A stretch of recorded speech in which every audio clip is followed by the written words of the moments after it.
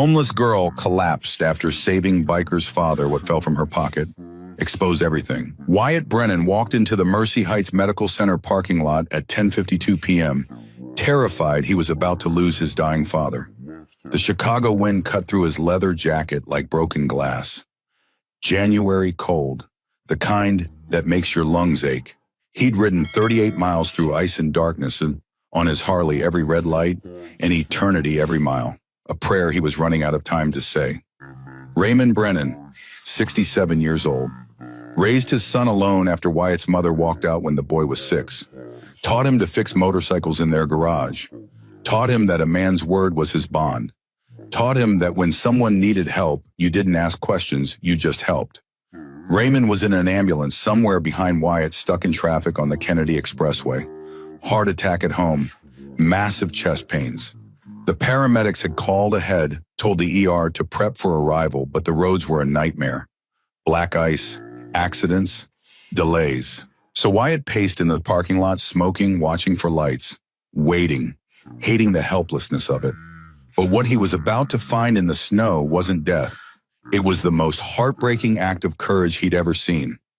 5 minutes earlier, a girl had been sleeping behind a dumpster on the north side of the hospital, curled against the brick wall trying to hide from the bitter cold. She weighed maybe 98 pounds. Her coat had been warm once, maybe 5 winters ago. Now it was just fabric and holes. Her name was Grace Holloway. She was 22 years old. She had a registered nursing license she couldn't use and a debt she couldn't pay. And tonight, January 27th, was supposed to be the night she stopped fighting the cold. Not dramatically, not with a note or a final phone call. She'd simply decided that when she fell asleep tonight, she wouldn't try to wake up. The hypothermia would take her quietly, painlessly, like slipping into a warm bath. She'd made peace with it, but then she saw the stranger collapse 40 feet away, clutching his chest, going down hard on the ice, and everything Grace Holloway had decided about dying disappeared in the space of a heartbeat. She sprinted. Her body was shutting down from cold. Her lips were blue. Her fingers were frostbitten. But those hands knew exactly what to do. Muscle memory from 3 years of nursing school and 1,000 practice sessions on plastic dummies. This wasn't practice. This was real. Grace dropped to her knees beside the man, checked his pulse. Nothing. Airway clear, no breathing.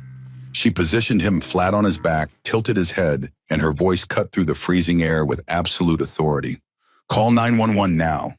Wyatt spun around at the sound. He'd been watching the street waiting for his father's ambulance. Now he was staring at a skeletal, homeless girl in a tattered coat kneeling beside a collapsed stranger, her hands already moving into position for chest compressions. Call them, she said again, not looking up.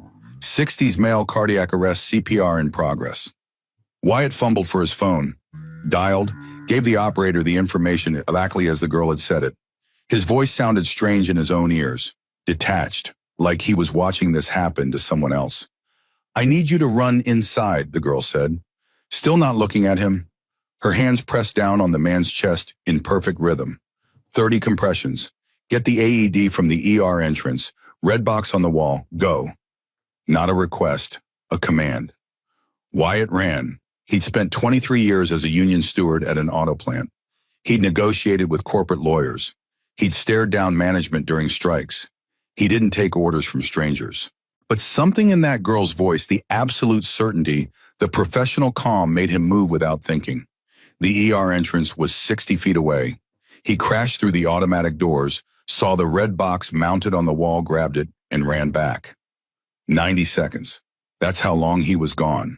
When he returned, she was still performing compressions, her whole body shaking violently from cold and exertion. But her hands never faltered, never lost the rhythm. 28, 29, 30. She tilted the man's head back, gave 2 rescue breaths, and went back to compressions without missing a beat. Open it, she said. Her voice was getting weaker now, breathless. Turn it on. Follow the prompts. When it says clear, make sure no one's touching him. Wyatt opened the AED case. His hands were shaking. The machine powered on, and a calm, electronic voice began giving instructions. Place pads on patient's bare chest. The girl kept doing compressions, while Wyatt tore open the man's shirt and stuck the pads on. The machine analyzed the heart rhythm. Shock advised, charging, stand clear. She lifted her hands, scooted back. Her eyes met Wyatt's for the first time. Clear, she whispered. Wyatt pressed the button. The man's body convulsed. The AED instructed them to resume CPR. She was back on him immediately, compression starting again, but Wyatt could see her strength failing. Her arms were trembling. Her breathing was ragged. 30 seconds later, the man gasped, coughed. His eyes fluttered open. She checked his pulse, nodded once. He's back, she said quietly. You did good. Wyatt stared at her. I didn't do anything. You just saved his life. She finally looked at him, really looked at him. Her face was gaunt, hollow, frostbite visible on 3 fingers of her left hand where gloves should have been. She couldn't have weighed more than 100 pounds.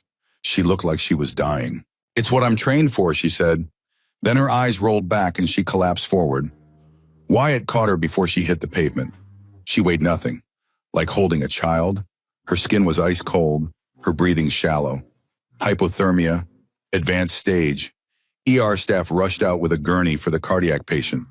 A nurse reached for the girl. Sir, we need to treat her too. Severe hypothermia. But something fell from the girl's coat pocket as Wyatt held her. A plastic bag, carefully sealed. Inside were 3 things. A registered nursing license, photo ID, Grace Marie, Holloway RN-BSN, licensed in Illinois. The photo showed a young woman with bright eyes and a proud smile. The kind of smile people have on the best day of their lives, beneath the licensed medical bills. Pages and pages. The top sheet showed a balance due, $731,000. And at the bottom of the plastic bag, a small photograph, creased and faded. A woman in her 60s, gray hair, kind eyes standing in front of a small house. Written on the back, in careful handwriting, Mom Evanston, 2920. Wyatt looked at the nurse who was reaching for Grace. He looked at the plastic bag. He looked at the girl in his arms dying of hypothermia in a hospital parking lot while carrying credentials that said she was trained to save lives.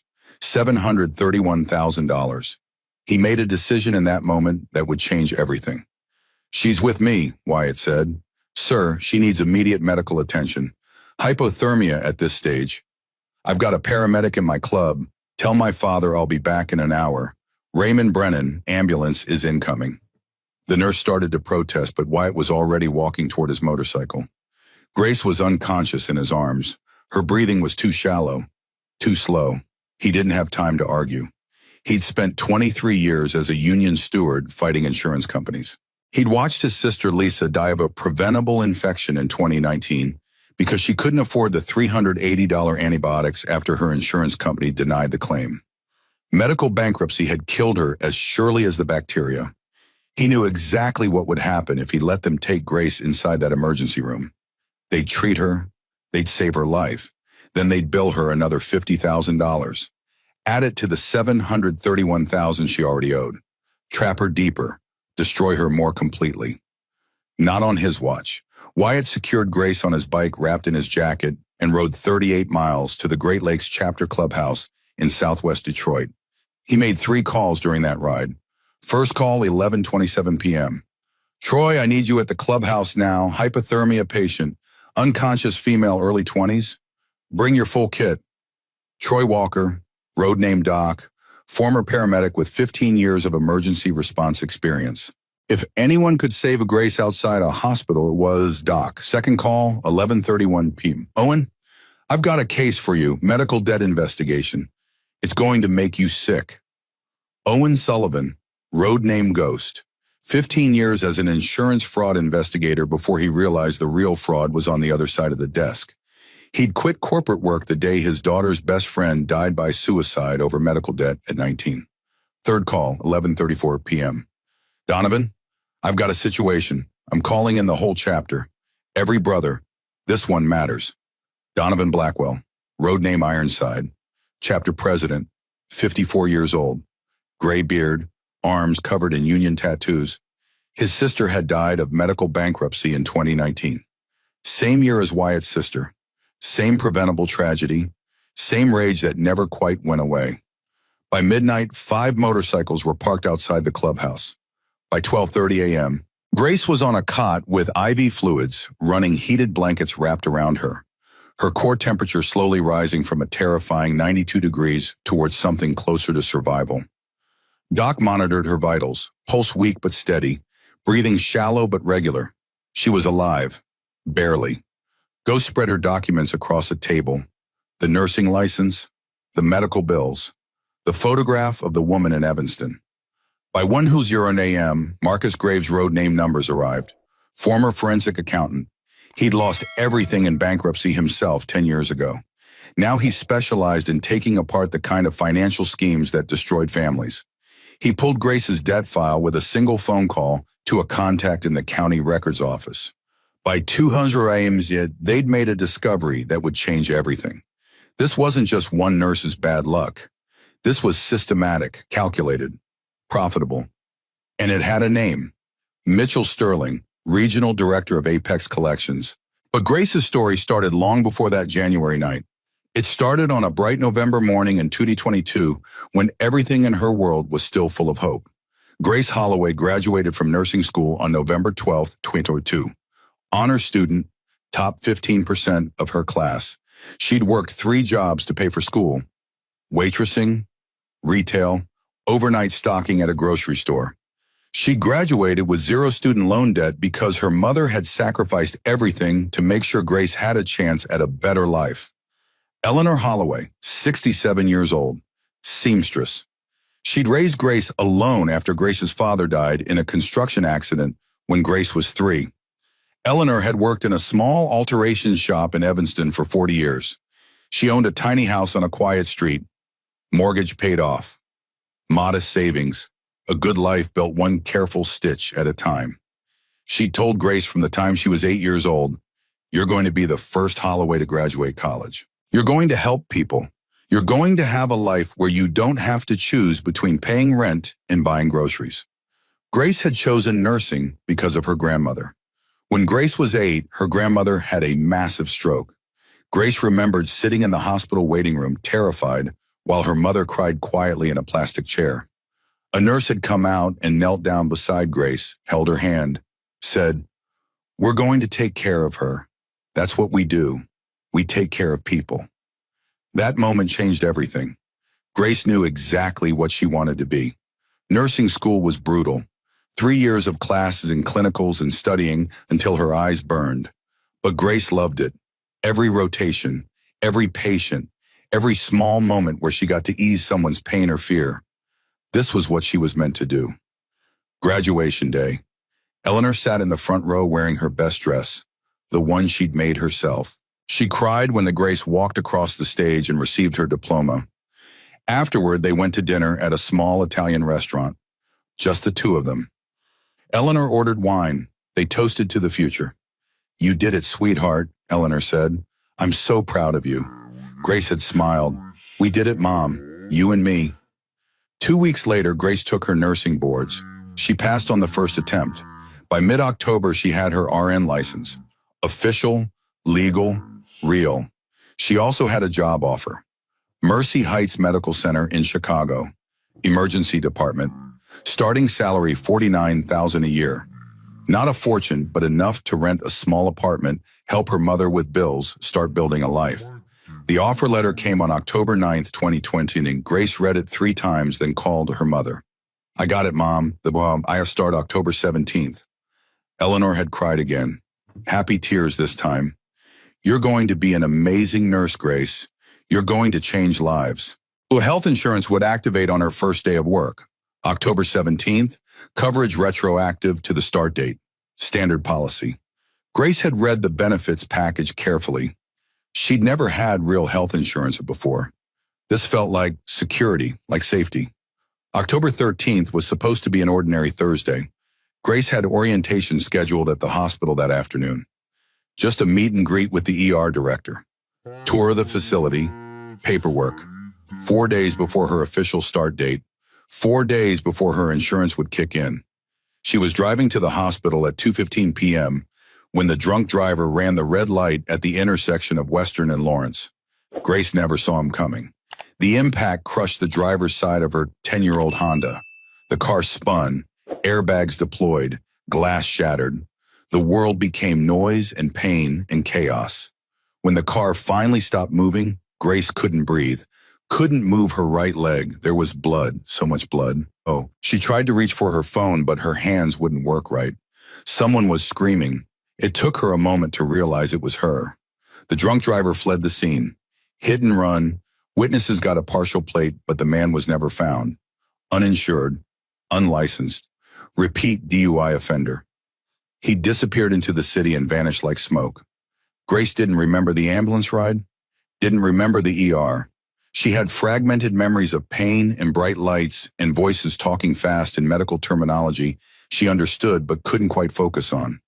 Ruptured spleen, fractured pelvis, severe internal bleeding. She needed emergency surgery immediately. She woke up 8 days later in the ICU. Her mother was sitting beside the bed. Eleanor looked like she'd aged 10 years in 8 days. Her eyes were red from crying. Her hands were shaking as she held Grace's hand. "Mom," Grace whispered. Her throat was raw from the breathing tube. "You're okay," Eleanor said. "You're going to be okay. The doctor saved you, baby. You're going to be okay." Grace wanted to believe that. She tried to believe that. But somewhere in the fog of pain medication and disorientation, she knew something was very wrong. The hospital social worker came to see her on the 10th day. Her name was Patricia. She was kind but professional. She sat down beside Grace's bed with a folder full of papers. "Grace, I need to talk to you about your medical bills." Grace felt her stomach drop. "I have insurance. I start work on the 17th. I was on my way to orientation when the accident happened." Patricia looked uncomfortable. "Your insurance doesn't activate until your official start date. October 17th. The accident was October 13th, 4 days before coverage. But I was going to orientation for the WAMBO. Doesn't that count?" "I'm sorry, insurance companies don't cover retroactively unless you were already enrolled. You weren't." Grace stared at the ceiling. "How much?" Patricia opened the folder. "Your total charges are $283,000. The number didn't make sense. It was too big, too impossible. "That can't be right." "I'm afraid it is. Emergency surgery, 8 days in ICU, medications, imaging, follow-up care. Hospital charges for uninsured patients run significantly higher than for insured patients." "How much higher?" Patricia hesitated. "About 380% higher for equivalent procedures." Grace felt like she was drowning. "Why?" "It's hospital policy. Uninsured patients are billed at a different rate structure. I can help you apply for financial aid, but there are eligibility requirements." Over the next week, Grace tried everything. She applied for the hospital's financial assistance program. Denied. The reason she was employed. The fact that she hadn't started work yet, hadn't received a single paycheck, didn't matter. She had a job offer letter. That made her employed. She tried to negotiate a payment plan. The hospital offered her $4,700 a month. Grace's salary after taxes would be $4,100 a month. "I can't pay more than I earn," she told the billing department. The woman on the phone sounded sympathetic but firm. "Then I suggest you find additional income sources. We can discuss consolidation options." Grace hung up and cried for 2 hours. She called her mother and lied, told her everything was fine. The hospital was working with her. Insurance was handling it. She'd be back on her feet soon. She couldn't tell Eleanor the truth. Her mother would try to help, would offer to take out a loan against the house, would destroy her own financial security to save her daughter. Grace couldn't let that happen. So she lied and kept lying, and the debt grew teeth. 73 days after the accident, Mercy Heights Medical Center sold Grace's debt. She received a letter in the mail on December 26th, the day after Christmas. The letter informed her that her account had been transferred to Apex Collections for processing and resolution. The original debt, $283,000. Apex had purchased it from the hospital for $33,960. 12 cents on the dollar. Standard practice in medical debt sales. Then Apex added their fees, collection agency commission, legal processing fees, interest calculated at 340% annual rate, which was legal under Illinois law for medical debt, court costs for preemptive judgments. administrative processing charges. By the time Grace received her first official bill from Apex Collections, the debt had grown to $731,000. The letter was signed by Mitchell Sterling, regional director. His signature was confident, authoritative, the kind of signature that belonged to a man who slept very well at night. Grace stared at the number until it stopped looking like a number and started looking like a death sentence. She was 22 years old. She'd never missed a bill payment in her life. She'd worked 3 jobs to avoid student loans. She'd done everything right. And now she owed $731,000 because a drunk driver had run a red light 4 days before her health insurance was supposed to start. The calls from Apex started immediately, twice a day, every day. Professional voices with scripts designed to maximize pressure and minimize empathy. Mrs. Holloway, this is Apex Collections calling regarding account number 479231. You have an outstanding balance of $731,000. We need to establish a payment arrangement today. Grace tried to explain the accident, the timing, the impossibility of the debt. The voices on the phone were polite but unmoved. We understand your situation is difficult. However, the debt is valid and legally enforceable. We need to arrange payment. By January 2024, Apex had filed for wage garnishment. Grace hadn't even started her job yet. She'd been recovering from surgery, learning to walk again, physical therapy 3 times a week. She was supposed to begin work in February, but Apex didn't wait. The garnishment order was approved by a Cook County judge who reviewed hundreds of similar cases every month. Rubber stamp justice. The order authorized Apex to seize 75% of Grace's wages. 75%. Grace received her first paycheck in March 2024. Gross pay $3,400. After taxes and garnishment, she took home $89. $89 for 2 weeks of work. Her rent was $1,100 a month. The math was very simple. She couldn't afford to live. She tried to fight the garnishment, filed an appeal, hired a legal aid lawyer who worked for free. The lawyer explained that under Illinois law, medical debt was classified as priority debt, which allowed higher garnishment percentages than other debt types. When was that law passed? Grace asked. 2019. It was championed by State Senator Warren Pierce. The law allows collection agencies to bypass normal bankruptcy protections for medical debt. Grace felt something cold settle in her chest. Who paid for that law? The lawyer looked uncomfortable. Campaign finance records show significant donations from medical debt collection agencies, including Apex. So the system had been designed specifically to trap her. Mitchell Sterling and companies like Apex had helped write the laws that made Grace's debt inescapable. She lost her apartment in May 2024, 2 months of trying to survive on $89 a month. It wasn't possible. She fell behind on rent. Her landlord was an elderly woman named Mrs. Patterson. She felt terrible about evicting Grace, but she had her own bills to pay. Grace moved into her car, a 2012 Honda Civic with 190,000 miles on it. She parked in different spots every night: hospital parking garages, library lots, quiet residential streets where no one would notice. She kept working, kept showing up to the ER for 12-hour shifts, kept taking care of patients, kept pretending everything was fine. At work, she was Nurse Holloway, competent, professional, caring. No one knew she was living in her car. No one knew she was eating 1 meal a day. No one knew she was falling apart. By July 2024, Grace had lost 20 pounds. She couldn't afford food. The garnishment took 75% of her paycheck before she ever saw it. What little remained went to gas for her car, the cheapest food she could find, and the crushing weight of knowing it would never be enough. She started visiting the library on her days off, not for books, for warmth, for internet access. She read medical journals to keep her skills current. She researched bankruptcy laws. She looked for any loophole or any escape route. There was none. Then in October 2024, they took her car. Apex filed for asset seizure. The car was technically collateral now. The court approved the repossession. A tow truck came in the middle of the night and took the only shelter Grace had left. Apex added $3,400 in repossession fees and storage costs to her debt. Grace was now fully homeless. She tried to renew her nursing license in November. The renewal fee was $850. She didn't have it.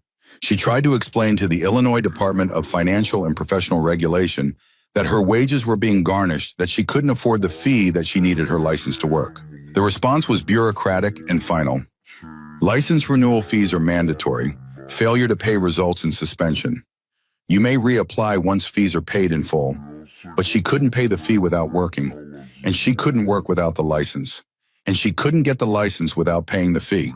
Perfect trap, perfectly designed, perfectly legal. Her license was suspended on November 15, 2024. 2 weeks later, the hospital terminated her employment. No active license, no job. Policy, nothing personal. Grace had $312 in her checking account when she lost her job. It was everything she had in the world. She spent it on a sleeping bag, a waterproof duffel bag for her nursing textbooks, and food that would last. By December, she was sleeping in hospital parking garage stairwells. By January, she'd moved to alleys and doorways.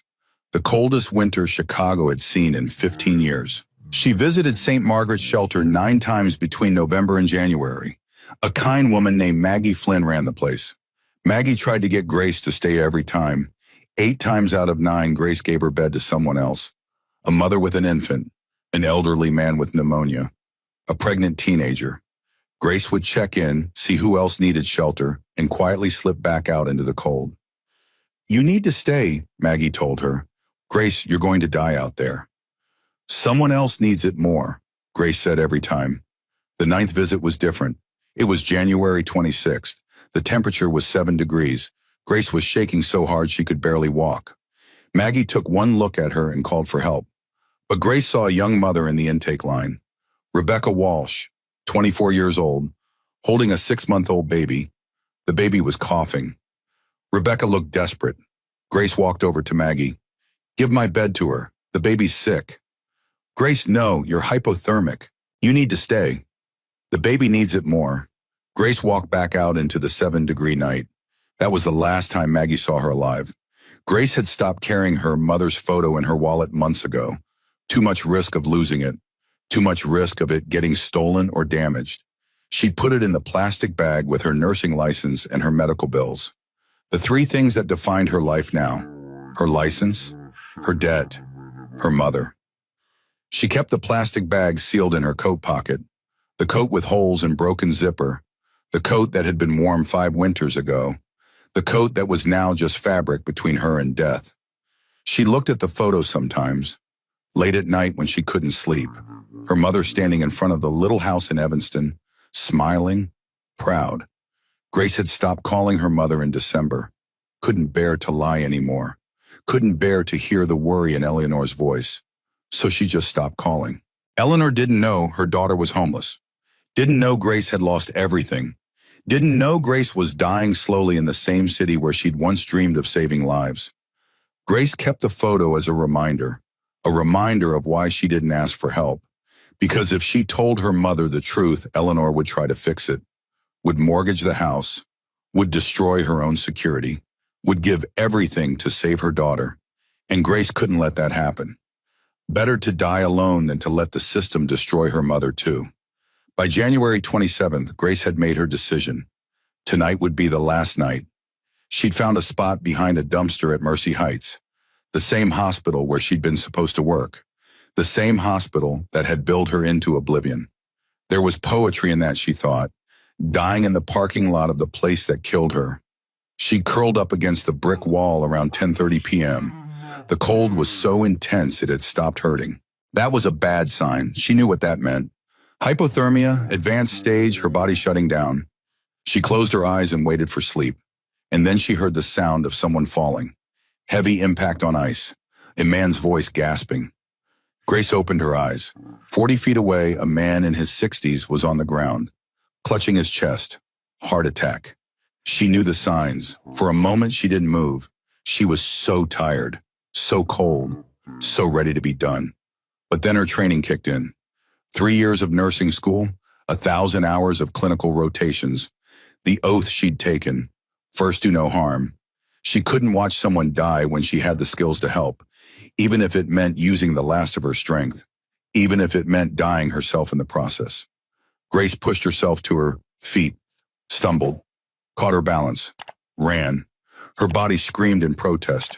Her muscles were hypothermic, her lungs burned, but she ran anyway. Dropped to her knees beside the collapsed man. Checked his pulse. Nothing. Started CPR, and when the biker appeared, she gave him orders in a voice that came from some deep well of professional authority she didn't know she still had. Call 911. Get the AED, now. She saved that man's life, and then she collapsed, and Wyatt Brennan caught her. Grace woke up at 3:47 a.m. in a room that smelled like motor oil and coffee. She was disoriented, warm for the first time in months, lying on something soft, an IV in her arm, heated blankets wrapped around her. For a moment, she thought she was in a hospital. Then she saw the motorcycle parts on shelves, the Hells Angels posters on the walls, the men in leather vests standing around a table covered in documents. Her documents. I'm sorry. Grace tried to sit up. Her voice came out as a whisper. I'm so sorry. I'll leave. I didn't mean to. Easy. A man appeared beside her cot. Older, maybe 50, leather vest, kind eyes. You're safe. You saved my father's life tonight. Grace blinked, confused. The man in the parking lot. Different guy. My dad had a heart attack at home. Ambulance got stuck in traffic. If you hadn't saved that stranger, if I'd been inside the ER panicking instead of outside waiting, I wouldn't have seen my dad's ambulance arrive. Wouldn't have been there when they wheeled him in. He paused. His voice dropped. You gave me 5 minutes with him before surgery. Maybe the last 5 minutes I'll ever get. He made it through, by the way. They put in stents. He's going to recover. Grace started crying. She couldn't stop. Months of holding everything together, and this stranger's kindness shattered her completely. The man put a hand on her shoulder, gentle. Here's the deal, Grace. You saved my family. Now my brothers are going to save yours. He slid her nursing license across the blanket. The plastic bag must have fallen, must have opened. They'd seen everything. This is who you are, he said. A nurse, not a debt, not a case number, a healer. Behind him, Grace could see other men, 5 of them, all wearing Hells Angels vests, all watching her with expressions she couldn't read. The man stood. You've been fighting this alone for 14 months. You're done fighting alone. Get some sleep. Tomorrow we go to war. Grace wanted to argue, wanted to tell him this wasn't his problem, wanted to leave before she brought her disaster into their lives. But she was so tired. And for the first time since October 13th, 2023, someone was offering to help, really help. I'm Wyatt, the man said. Wyatt Brennan. Welcome to the Great Lakes chapter. Grace closed her eyes. The warmth of the blankets felt like a miracle. She was asleep in seconds. While she slept, the 5 men at the table kept working. Wyatt stood beside Donovan Blackwell. Ironside, chapter president, 54 years old. The man who'd built this chapter into a brotherhood of 187 members across Michigan and Illinois. Donovan was reading Grace's medical bills with an expression Wyatt recognized. Cold rage. The kind that didn't explode. The kind that calculated. $731,000, Donovan said quietly. Original bill was $283, Wyatt said. Apex Collections added the rest. Ghost, the former insurance investigator, was on his phone, making calls, pulling files.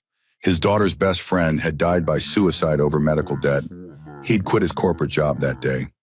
Now he hunted the hunters. I've got a contact in county records, Ghost said, pulling her complete file, garnishment orders, court judgments, everything. Numbers the forensic accountant was already at his laptop, opening databases, following money trails. He'd lost everything to bankruptcy 10 years ago. Medical debt from his wife's cancer treatment. She'd survived. Their marriage hadn't. Now he specialized in dismantling the kind of financial schemes that destroyed families. Doc Walker, the paramedic, was monitoring Grace's vitals. IV drip, temperature readings. She was stable, core temp rising slowly. She'd be okay, physically. The rest would take longer. Ironside picked up the small photograph that had fallen from Grace's pocket. The woman standing in front of a house, the careful handwriting on the back, Mom Evanston, 2020. She never told her mother, Wyatt said, kept the photo in her pocket as a reminder. Reminder of what? Ironside asked. Why she couldn't ask for help. If she told her mom would try to save her, would lose everything trying. Ironside stared at the photo for a long moment. His sister Lisa had died in 2019. Third grade teacher, 47 years old, preventable infection after surgery, couldn't afford the follow-up antibiotics, insurance denied the claim, medical debt spiraled, lost her house, lost her hope, died in a charity hospice with Ironside holding her hand. Caroline's last words, "Don't let this happen to anyone else." Ironside looked at Grace sleeping on the cot. She looked like Caroline at 22, full of dreams and hope and the kind of idealism that the world eventually crushed. Not this time. Not this girl. "Call everyone," Ironside said. "Full chapter meeting. Saturday 2 p.m. Every brother within 100 miles. Wyatt nodded. "What are we telling them?" "The truth. A 22-year-old nurse saved a stranger's life while dying of hypothermia. The medical system destroyed her for profit, and we're going to burn that system to the ground." Grace woke up again at 7:15 a.m. This time she was more alert, less disoriented. She sat up slowly. Doc was still there checking her IV. "How are you feeling?" he asked. "Warm," Grace said. It sounded stupid, but it was true. She hadn't been warm in 3 months. "Your core temp is back to 97.8. Still a bit low, but you're out of danger. You're going to be okay." Grace looked around the clubhouse. The men from last night were gone, just Doc remaining, watching over her like a guardian. "Where is everyone?" "Working. They'll be back. You should eat something." He handed her a protein bar and a bottle of water. Grace's hands shook as she opened them.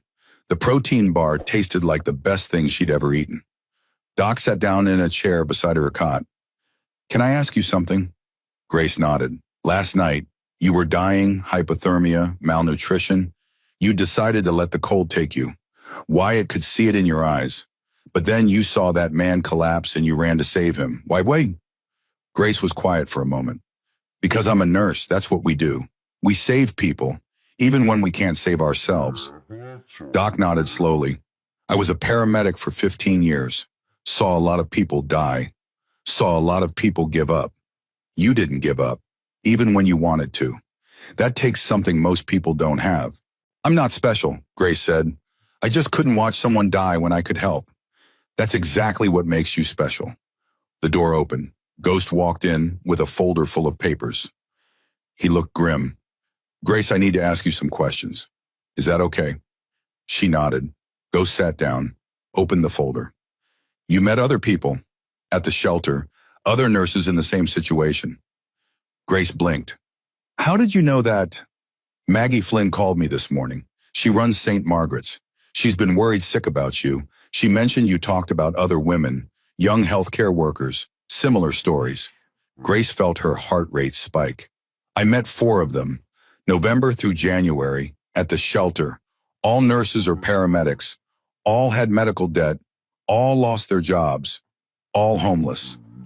Ghost leaned forward. "Do you remember their names?" "Sarah, Amy, Jennifer, and one woman older, maybe 30. She didn't give her name. But she said she'd been a nurse for 8 years before the accident." Ghost wrote quickly. "Do you remember which hospitals? Which collection agencies?" "Sarah was from Mercy Heights, same as me. Amy was from Northwestern. Jennifer said she worked at Rush. The older woman didn't say." Ghost and Doc exchanged looks. "What?" Grace asked. "What is it?" "We pulled your debt file this morning," Ghost said. "You're not the only one. We found 47 other cases. Same pattern. Young healthcare workers, all hit by uninsured drivers during job transitions, all billed at inflated rates, all sold to Apex Collections, all destroyed by the same man." "Mitchell Sterling," Grace whispered. "You know him." "I've never met him, but I know his name. It's on every letter, every collection notice, every threat." Ghost pulled out a document. "This is an email from Sterling to his collection team, dated 1 week after your accident. Quote, Holloway G, high-value target, recent RN grad, clean credit prior. She'll pay. Prioritize. End quote. Grace felt something cold and sharp settle in her chest. He targeted me, specifically. Not just you, 47 others. He's been doing this for years. The door opened again. Ironside walked in. He looked at Grace, then at Ghost, then at the papers spread across the table. What did you find? It's worse than we thought, Ghost said. This isn't random. It's systematic. Sterling's division at Apex specifically targets young medical professionals. They buy the debts cheap from hospitals, add massive interest and fees, then they destroy the victims' lives to maximize collection. It's a $47 million scheme. Ironside was quiet for a long moment. Then he pulled up a chair and sat down across from Grace. Grace, I need to tell you something. My sister died in 2019. Caroline. She was a teacher, had an infection after surgery, couldn't afford the antibiotics, insurance denied her claim. She went into medical debt, lost her house, lost everything, died in hospice at 47 years old. He paused. You look like her when she was young, full of hope, before the system broke her. Grace felt tears streaming down her face. I made her a promise, Ironside continued. At her bedside, I promised I wouldn't let it happen to anyone else. I've been waiting 5 years to keep that promise, and now you're here. And I've got evidence of a man who's doing to 48 women exactly what was done to Caroline. He leaned forward. So here's what's going to happen. We're going to investigate this. We're going to expose it. We're going to destroy Mitchell Sterling and Apex Collections. And we're going to change the laws that allowed this to happen. Grace stared at him. Why would you do this for me? Because you saved Wyatt's father's life while you were dying. Because you're a healer and the system is killing healers. Because my sister didn't get justice, but maybe you can. Grace felt something she hadn't felt in 14 months. Hope. Small. Fragile, but real. I want to help, she said. It's my debt, my fight. Then we fight together, Ironside said. But you need to understand something. This is going to be hard. Investigations, court battles, media attention. It's going to take months, maybe years. I don't care, Grace said. If there are 47 other women going through what I went through, I need to help them. Ironside smiled. Then welcome to the war, Grace Holloway. Over the next 48 hours, Grace learned what it meant to have a brotherhood behind her. Doc monitored her recovery, fed her 3 meals a day, made sure she gained back some of the weight she'd lost. Ghost interviewed her for hours, documented her timeline, every bill, every phone call, every moment of her spiral into homelessness. Numbers analyzed her debt file, cross-referenced it with the 47 other cases, built a financial model showing exactly how Apex's scheme worked. Caleb Rhodes' road name Compass arrived on Friday. Former school guidance counselor. He'd lost a student to suicide over family medical debt 3 years ago. Now he specialized in trauma counseling. He sat with Grace, listened to her story, helped her process months of accumulated terror and shame. You survived something that kills people, Compass told her. You didn't just survive physically. You survived with your humanity intact. You gave your shelter bed to mothers and children 8 times while you were starving. That's who you are. Not the debt, not the homelessness. The person who gives when she has nothing left. By Friday afternoon, Grace had started to believe him. Saturday morning, Ironside called her into his office. Today's the chapter meeting. 187 men are riding here from all over Michigan and Illinois. They're coming because I asked them to, but they need to hear from you. Not me. You. Grace felt panic spike. I can't speak in front of almost 200 people. You can, because this is your story, your fight. I can show them documents and financial models all day, but you can show them why it matters. You can show them the face of the person Sterling tried to destroy. You can ask them to stand with you. Grace was quiet for a moment. What if they say no? They won't, but if they do, I'll fight anyway. Wyatt will fight.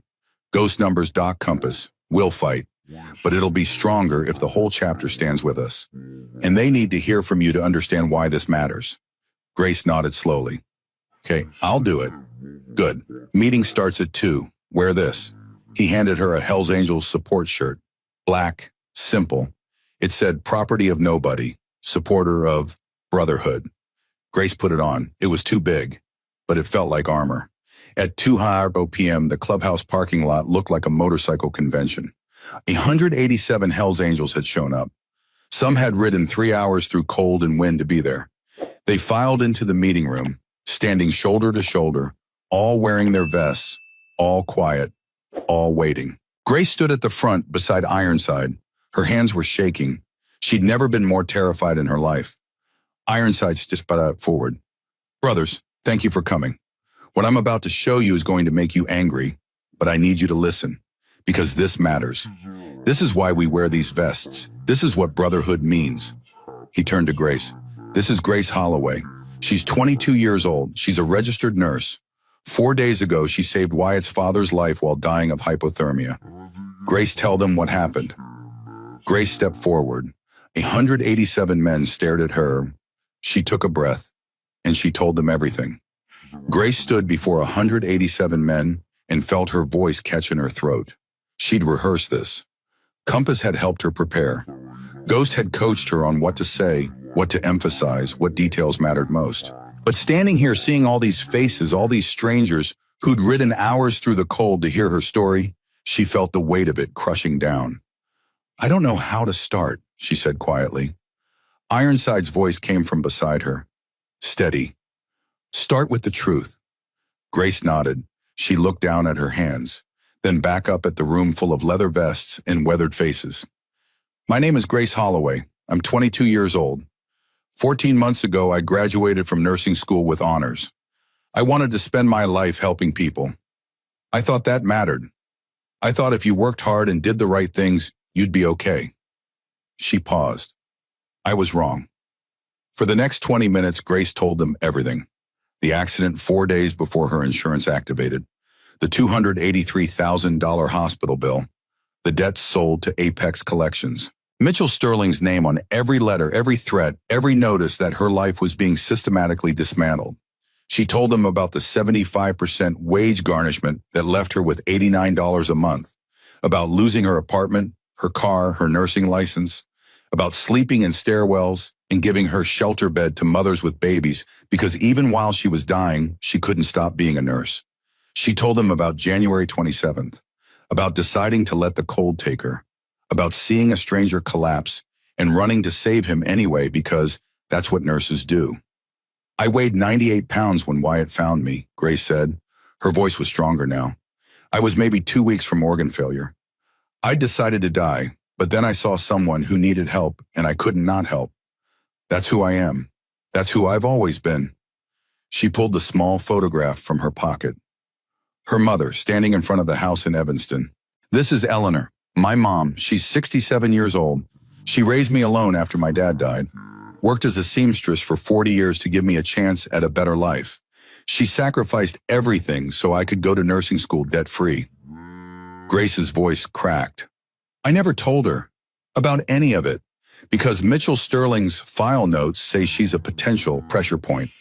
He was going to use my mother, threaten her, destroy her, to collect on a debt that started at $283,000 and grew to $731,000 because he added 340% interest." She looked around the room, met eyes, saw anger, saw recognition, saw men who understood what it meant to watch the system destroy someone you loved. Ghost found 47 other cases, 47 other young nurses and paramedics, all hit by uninsured drivers during job transitions, all billed at inflated rates, all targeted by Mitchell Sterling specifically because we're licensed professionals who'll do anything to keep working. He hunted us, systematically, for profit. Grace held up the photograph higher. These are healers, people who dedicated their lives to helping others, and the system is killing them. Sterling is killing them for commission checks and profit margins. She lowered the photo. "I'm asking you to stand with us. Not just me, all 48 of us, because I can't fight this alone. I tried for 14 months and it almost killed me." The room was silent. Grace felt tears on her face, but she didn't wipe them away. "I'm a nurse. It's what I'm trained for, but I need help. Will you help us?" For 3 seconds, nobody moved. Grace felt her heart hammering. She'd asked too much, expected too much from strangers. Then Doc Walker stood up, 6'2", former paramedic, combat medic before that. His voice carried across the room. "I'm in."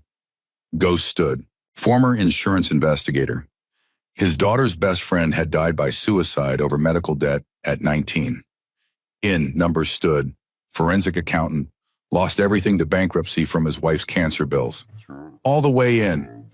One by one, every man in that room stood up. Not a single person remained seated. 187 men, voting with their feet. Wyatt was crying. Ironside's jaw was set like stone. And Grace felt something break open inside her chest. Not breaking apart, breaking open. Like she'd been holding herself together with a wire and duct tape for 14 months, and someone had finally given her permission to be human again. Ironside stepped forward. All right then, we've got work to do. Ghost numbers, your lead investigators. Wyatt Compass, your support and witness coordination.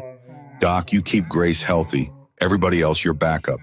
We're going to need legal fees, fundraising, media coordination, political pressure. He looked at Grace. And Grace is going to lead the victim advocacy because this is her fight. We're just the muscle. Grace wiped her eyes. What do we do first? We investigate, Ghost said. We document everything. We build a case so airtight that when we bring it to the Attorney General, they have no choice but to act. Numbers pulled up a laptop. I've already started mapping the financial trail. Apex Collections bought 48 medical debts for a total of $1.6 million. They've collected $8.3 million so far. Projected to collect $41 million over the next 8 years if we don't stop them. The room erupted in angry mutters. $41 million extracted from young healthcare workers who dedicated their lives to helping people. Ironside raised a hand for quiet. We move fast, we move smart, and we don't stop until every one of those 48 victims gets justice. Meeting adjourned. Team leads stay. Everyone else, thank you for coming. We'll keep you updated. The room cleared slowly. Men stopped to shake Grace's hand to tell her they were with her to promise this wouldn't stand. By the time the last biker left, Grace was exhausted but no longer alone. Ghost spread documents across the table. Grace, I need you to help me identify witnesses. People who saw what happened to you. Hospital staff, shelter workers, anyone who can testify. Grace thought for a moment. Dr. Evelyn Barrett. She was my supervising physician during my student rotation 3 years ago. She works in the Mercy Heights ER. She saw me living in my car. Tried to help. Good. Who else? Frank Miller, security guard. He found me sleeping in the ER waiting room 5 times. He bought me coffee. Never reported me. Ghost wrote quickly. Anyone from the shelter? Maggie Flynn runs St. Margaret's. She can verify how many times I gave my bed away. And there's a woman named Rebecca Walsh, young mother. I gave her my bed the last night because her baby was sick. And your nursing school friend, the one who visited you in the hospital. Grace nodded. Natalie Pierce. We graduated together. She tried to help after I lost my apartment. I pushed her away. Didn't want to drag her into my mess. Ghost looked up. We need to talk to all of them, get statements, build a timeline. You up for that? Yes. It's going to be hard, reliving everything, seeing people who watched you fall apart. Grace met his eyes. I've already lived through the worst part. Talking about it can't be harder than that.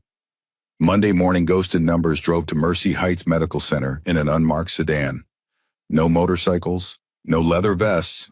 They wore button-down shirts and slacks carrying briefcases. They looked like hospital administrators or insurance adjusters. Exactly what they wanted. Frank Miller, the night security guard, had agreed to meet them during his shift break. He sat down in a small conference room at 6:20 a.m., still wearing his uniform. 61 years old, soft-spoken, the kind of man who'd rather prevent problems than create them. I've been waiting for someone to ask about Grace, he said. Thought about calling someone myself, but I didn't know who to trust. Ghost opened his notebook. Everything you tell us is confidential unless you give permission otherwise. We're not reporters, not lawyers yet, just trying to understand what happened. Frank nodded. I found Grace sleeping in the ER waiting room 5 times between November and January. She wasn't causing problems. She'd sit in a corner chair reading medical journals from the magazine rack, fall asleep around 2 or 3 in the morning when it was quiet. I'd wake her up before the morning shift arrived. walk her to the door, make sure she was okay. Did you interact with her? A few times. She was polite, apologetic. One night in December, I bought her coffee and a sandwich from the vending machine. She tried to refuse it. When she finally accepted, she cried. Frank's voice got rough. I asked her why she was here, at this hospital specifically. She said it was the only place that felt like home. She'd trained here. This was supposed to be her workplace. Numbers leaned forward. Did you ever witness debt collectors harassing her? Frank's expression darkened. Twice. November and early January. Both times in the main lobby during visiting hours. Two men in suits, not security, not hospital staff. They cornered her by the coffee stand. What did you hear? First time I couldn't hear much, but Grace was shaking, backing away. The man was pointing at her, aggressive body language. I started walking over and they left. Ghost wrote quickly. And the second time, January, maybe 2 weeks before she collapsed, I was closer, heard one of them say, "You can't hide from this. We'll garnish every dollar you ever make for the rest of your life. You understand that, every dollar." Frank's hands clenched. Grace was shaking so hard she could barely stand. She said something like, "I don't have anything left to take." And the guy laughed, actually laughed, said, "We'll see about that." Did you report this? Both times, filed incident reports. Said unauthorized solicitors were harassing a visitor. Nothing happened. I followed up with my supervisor a week later. He told me to drop it. Said the men were from Apex Collections and they had legal right to contact debtors on public property. Ghost and Numbers exchanged looks. The hospital knew collectors were hunting Grace on their premises and did nothing. "There's more," Frank said. "The second time after Grace left, I saw one of the collectors talking to someone from hospital administration. Friendly conversation, like they knew each other. Laughing. Do you remember who from administration?" Victoria Hayes, assistant director of billing. She was showing him something on her phone. They talked for maybe 5 minutes. Very comfortable with each other. Numbers made a note. "Would you be willing to testify about what you witnessed?" "Absolutely. I've got 26 years in security. I know what harassment looks like. What those men did to that girl was predatory. And the hospital letting it happen on their property knowing she was vulnerable." Frank shook his head. "I'll testify." At 7:30 a.m., Dr. Evelyn Barrett arrived. She'd just finished an overnight shift in the ER, exhausted but alert. 43 years old. She'd been working at Mercy Heights for 18 years. She sat down across from Ghost and Numbers, still in her scrubs. "I've been thinking about Grace for months," she said, wondering if she was still alive. "She is," Ghost said. "Barely. She collapsed from hypothermia and malnutrition 4 days ago. She's recovering now." Evelyn closed her eyes. "Thank God." "How did you know her?" "She was a nursing student. Did a rotation in my PER 3 years ago. Fall 2021. She was exceptional. The kind of student who'd stay 2 extra hours after her shift asking questions nobody else thought to ask. Smart, compassionate, detail-oriented." Evelyn opened her eyes. "I recommended her for a job here. That's how she got the offer at Mercy Heights. I wrote her recommendation letter myself." "When did you see her again?" "About 8 months ago, June or July. I was walking through the parking garage after a night shift. Saw someone sleeping in a car. Old Honda. I almost didn't look.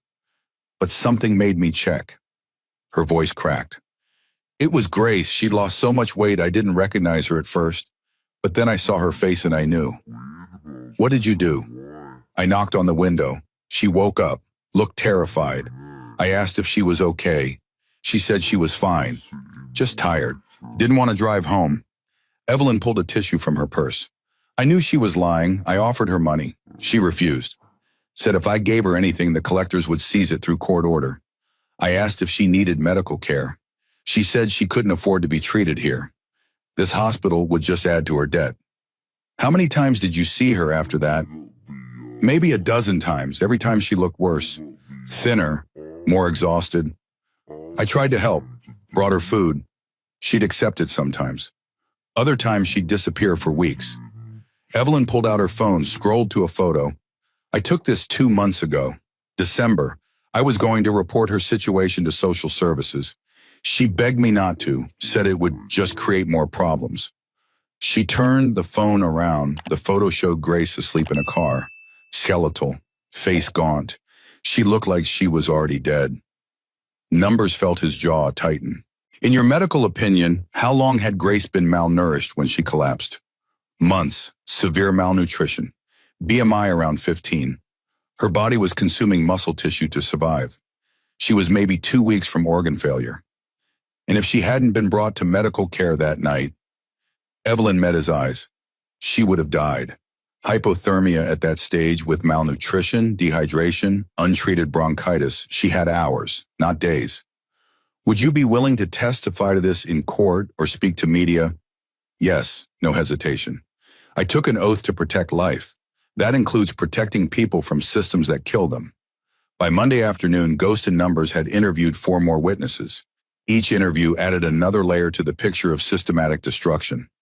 Maggie Flynn, the shelter coordinator, verified that Grace had given up her bed 8 times out of 9 visits. Even homeless and starving, she was protecting other people. Mothers with children, elderly. She always said someone else needed it more. Rebecca Walsh, the young mother, cried through her entire statement. Grace gave up shelter on a 7-degree night so my baby could stay warm. My baby was coughing. Grace looked like she was dying, but she gave her bed to us. I didn't even know her name until Maggie told me. Natalie Pierce, Grace's nursing school classmate, arrived at the clubhouse at 4:00 p.m. She was nervous, fidgeting with her purse strap, 24 years old, working as an ER nurse at Northwestern. She sat down across from Compass and immediately started crying. I should have done more. I should have helped her. We graduated together, got our licenses the same week. We were going to change the world. Compass waited, let her cry. Finally, she continued. Grace got the job at Mercy Heights the same time I got hired at Northwestern. We were supposed to start the same week. Then she got hit by that drunk driver. Natalie twisted the tissue in her hands. I visited her in the hospital every day during recovery. She was so positive, kept saying it was just a setback. Insurance would cover it. She'd be back to work in a month. When did you realize it wasn't going to be okay? About 3 months in. She stopped answering my calls. I'd text her. She'd respond with 1 or 2 words. I'm fine. Don't worry. But I knew something was wrong. Did you try to find her? I went to her apartment in May. Landlord said she'd moved out. Wouldn't say where. I called the hospital. They said she wasn't employed there. I tried calling her mom's number. It was disconnected. Natalie looked at Compass. I gave up. I told myself she probably moved away, started over somewhere else. But I knew. Deep down, I knew something terrible had happened, and I didn't fight hard enough to help her. When did you see her again? 2 months ago, I was doing a rotation at Mercy Heights, cross-training in their ER. I saw someone sleeping in the waiting room, early morning, maybe 3 a.m. Security was letting her stay because she wasn't bothering anyone. Natalie's voice dropped to a whisper. I didn't recognize her at first. She was so thin, but then I saw her face and I knew. It was Grace. What did you do? I tried to talk to her. She saw me coming and ran, literally ran out of the hospital. I chased her into the parking lot, but she disappeared. Natalie wiped her eyes. I'm a nurse. I took the same oath she did. And I let my friend become homeless because I didn't fight hard enough to help her. You're here now, Compass said quietly. That counts. Is she okay? I heard she collapsed. That's some bikers. Natalie stopped, looked around the clubhouse, registered where she was. Oh, you're the bikers. Compass nodded. She's recovering, safe, getting the care she needs. Can I see her, Bob? When she's ready. Right now, she's processing a lot of trauma, but I'll tell her you came. I'll tell her you still care. By Monday evening, Ghost had compiled a timeline that made his blood run cold. The institutional failure ladder ran deep. First rung Mercy Heights Medical Center. They charged Grace $283,000 for care that would have cost an insured patient $74,000. They'd added $67,000 in phantom charges for procedures that were never performed. They denied financial aid on a technicality. Then they'd sold her debt for 12 cents on the dollar, while she still believed she could negotiate. Second rung Illinois Department of Financial and Professional Regulation. They'd suspended Grace's nursing license for non-payment of an $850 fee that only existed because of her debt. They'd created a catch-22 that made it impossible for her to work her way out. Third rung the courts. They'd approved Apex's 75% wage garnishment without questioning whether someone could survive on $89 a month. They'd rubber-stamped asset seizures. They'd processed hundreds of similar cases without ever asking if the system was designed to destroy people. Fourth rung law enforcement and social services. They'd classified Grace as a voluntary homeless individual rather than a victim of financial fraud. Made her ineligible for emergency assistance programs. Told her there was nothing they could do. And the final rung, the one that made Ghost's hands shake when he found it. State Senator Warren Pierce had championed a law in 2019 that classified medical debt as priority debt. It allowed collection agencies to bypass normal bankruptcy protections, to garnish wages at higher percentages, to seize assets more aggressively. Ghost pulled Senator Pierce's campaign finance records. Top donor 2019 election cycle, Apex Collections, $47,000. Mitchell Sterling had personally donated $28,000 to legislators who opposed medical debt reform. He'd helped write the law that destroyed Grace. Ghost printed the documents and walked them to Ironside's office. Ironside read them twice. His expression didn't change. But Ghost had known him for 12 years. He could see the rage building. The kind that didn't explode. The kind that calculated angles and pressure points and exactly how to dismantle someone piece by piece. He bought the law, Ironside said quietly. Yeah. And then he used that law to hunt 48 women. Yeah, Ironside picked up his phone. Get me Senator Pierce's office. Tell them Marcus Donovan Blackwell from the UAW is calling about medical debt legislation. I'm sure the senator will want to talk. While Ironside made political calls, Ghost and Numbers focused on Mitchell Sterling. They found him Tuesday morning at 8:30 a.m., pulling into the parking lot of Apex Collections headquarters in a Porsche Cayenne. $70,000 car.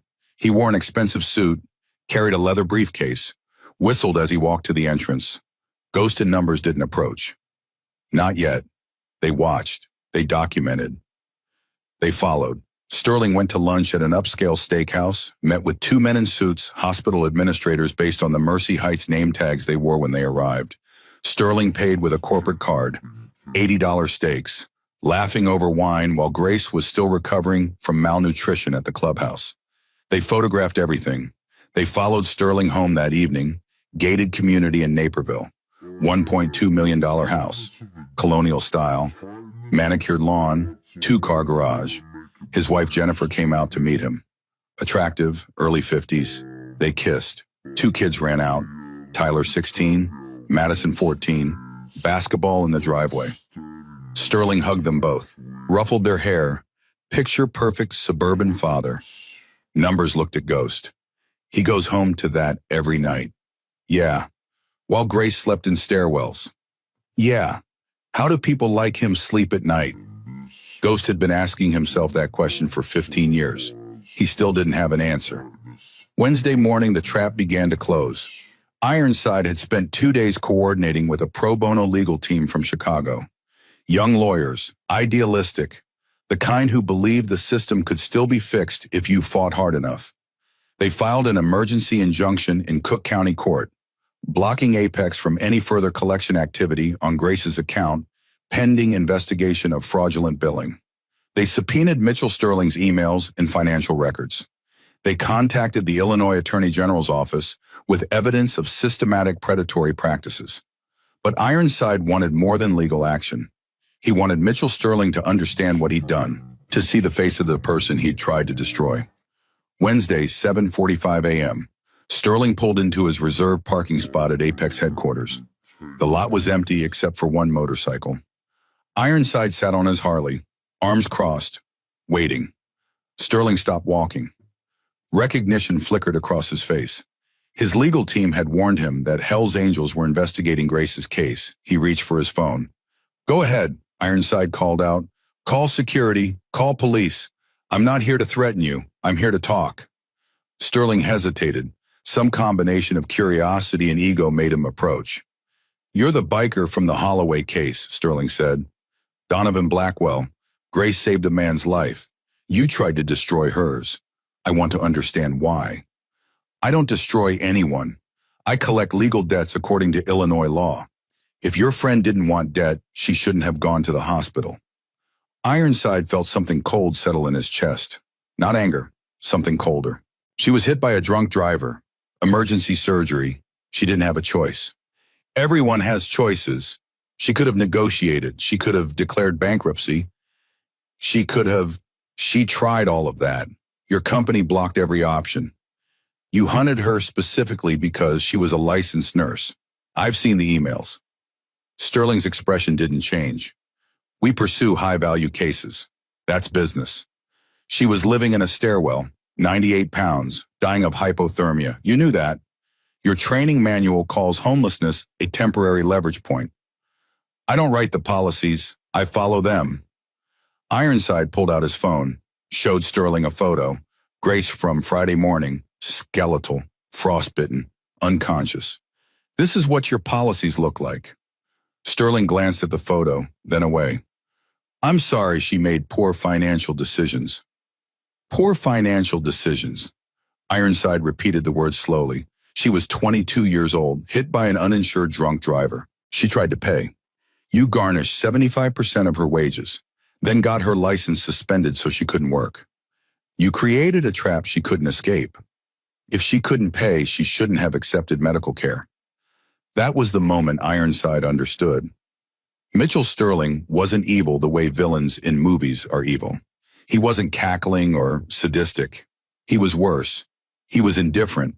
He'd calculated Grace's suffering into a profit margin and moved on. 48 women, 48 lives, $41 million in projected collections. Just numbers on a spreadsheet. "You're done," Ironside said quietly. "The Attorney General has your emails. The media has Grace's story. The state legislature is opening hearings on medical debt reform. Your company is going to be investigated, fined, probably shut down. And you personally, I'm guessing you'll be looking for a new job by next month." Sterling's confidence flickered. "You can't prove intent." "We don't have to. The documentary evidence proves the system is designed to destroy vulnerable people for profit. Intent doesn't matter when the outcome is this consistent." Ironside started his bike. "Tell your lawyers we'll see them in court. Tell your shareholders their profit model just collapsed. And tell yourself when you go home to your $1.2 million house tonight that somewhere out there is a young woman who nearly died of hypothermia because you needed a bigger commission check." He rode away. That afternoon, the full chapter mobilized. 187 motorcycles rolled up to the Illinois State Capitol building at 2:00 p.m. Wednesday. They didn't rev engines, didn't shout, didn't make threats. They parked in perfect formation, dismounted in silence, and walked into the building wearing their vests. The legislators noticed. The committee hearing on healthcare reform was scheduled for 2:30 p.m. The gallery was usually empty for these meetings. Boring procedural stuff.